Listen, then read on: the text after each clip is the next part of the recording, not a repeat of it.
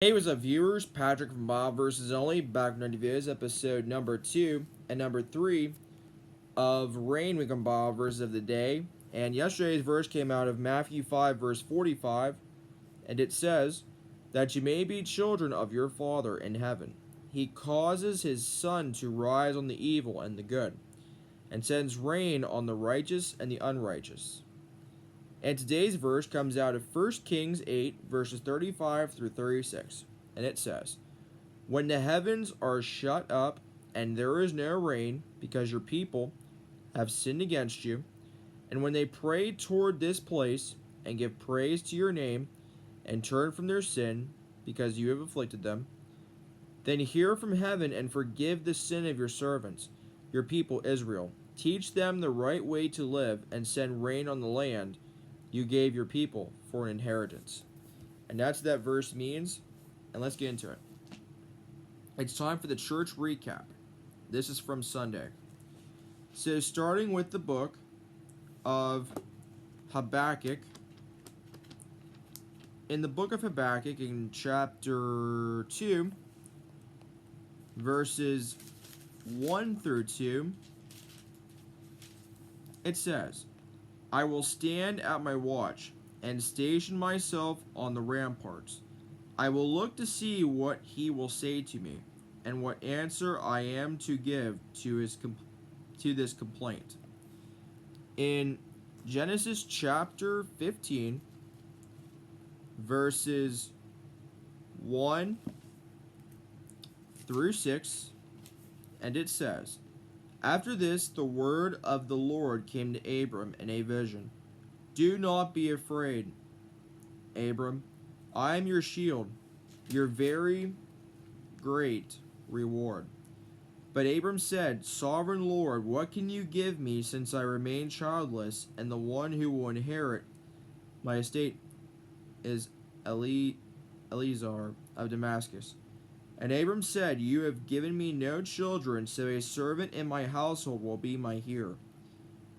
Then the word of the Lord came to him, 'This man will not be your heir, but a son who is your own flesh and blood will be your heir.'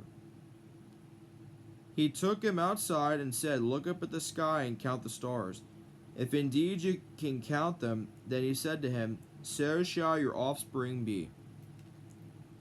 Abram believed the Lord, and he credited to him as righteousness." In Genesis chapter 17, verses 15 through 19, it says, God also said to Abraham, 'As for Sarai your wife, you are no longer to call her Sarai. Her name will be Sarah. I will bless her and will surely give you a son by her. I will bless her so that she will be the mother of nations. Kings of peoples will come from her.' Abraham fell face down. He laughed and said to himself, 'Will a son be born to a man 100 years old? Will Sarah bear a child at the age of 90? And Abraham said to God, 'If only Ishmael might live under your blessing.' Then God said, 'Yes, but your wife Sarah will bear you a son, and you will call him Isaac. I will establish my covenant with him as an everlasting covenant for his descendants after him.'"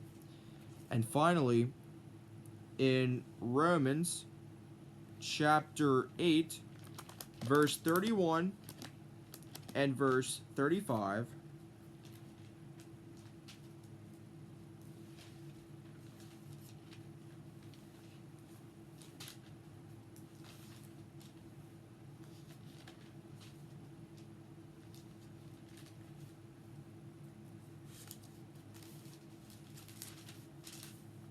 it says, "What then shall we say in response to these things? If God is for us, who can be against us?" And in verse 35 it says, "Who shall separate us from the love of Christ? Shall trouble or hardship or persecution or famine or nakedness or danger or sword?"